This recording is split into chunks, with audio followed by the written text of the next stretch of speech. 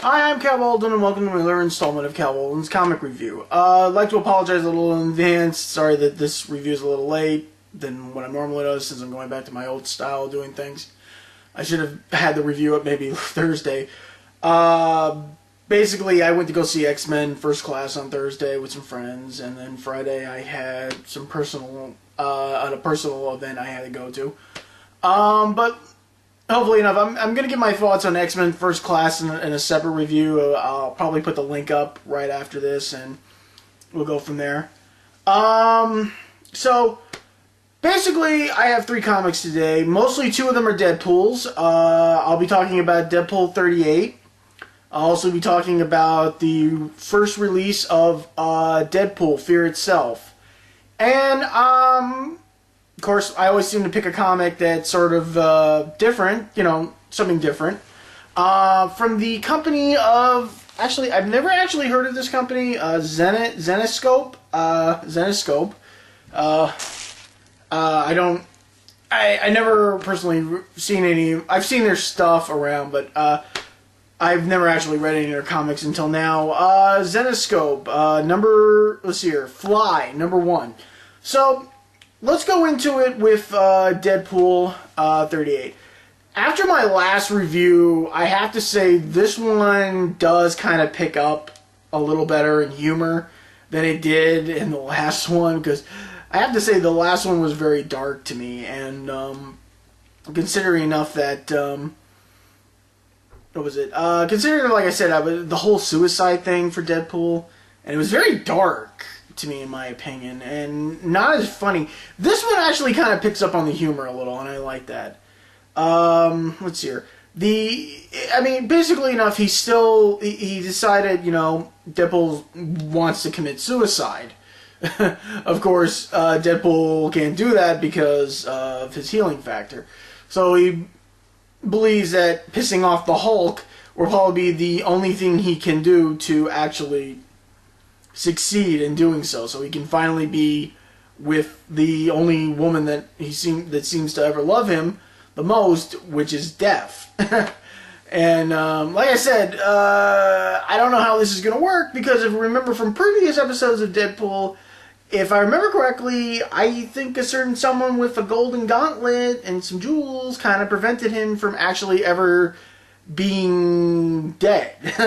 Has prevented him from dying. So I don't know how that's going to work, or if that even still is in effect. Like I said, the book is a little bit more humorous, and basically I see what happens in next week. Deadpool's going to probably have to rethink his whole thing, and it's actually, like I said, it's a little bit more upbeat and humorous than the last one, and I maybe think that's probably the good thing about it. Fear Itself. Like I said, I've only been reading bits and pieces of Fear Itself, not the full main thing, only certain parts and everything. And when Deadpool got one, I was actually looking forward to it, because, I'm glad that they're bringing Deadpool into these main saga stories. Because if we all remember, during the Skrull invasion, who was it that saved us from the Skrull invasion? Deadpool. Of course, Osborn took the credit. But it was Deadpool, and that's what I thought was the best part of the Skrull invasion. That Deadpool basically saved us from the Skrulls, and that's the thing I love the most, and I'm glad about that. This one's a little different, since basically it's involving with Asgard, magical hammers, or fellow villains, and somewhat being given more power than ever before. This one's a little different. I actually expected this to be a little bit different than what I thought, because I thought, how the hammers and everyone facing their darkest fears, I expected Deadpool maybe to face his darkest fears. Not the case. The book's a little bit on the humorous side, and of course Deadpool's trying to cash in on the event that's going on. So, surprisingly, he probably tricks the lamest Marvel villain ever. I mean, even more lamer, I think, than Stiltman.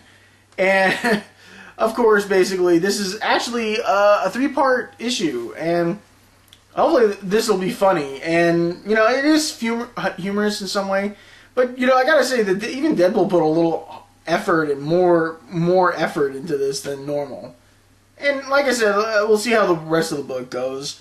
Because I kind of like the Fear Itself saga, and, you know, everyone facing their darkest fears and such, and then all these Asgardian hammers all over the place, you know, well, like I said, we'll see how it goes. Now, I'm going to move on to Fly. Like I said, this one is from Xenoscope Comics. Like I said, I've never actually read anything from Xenoscope.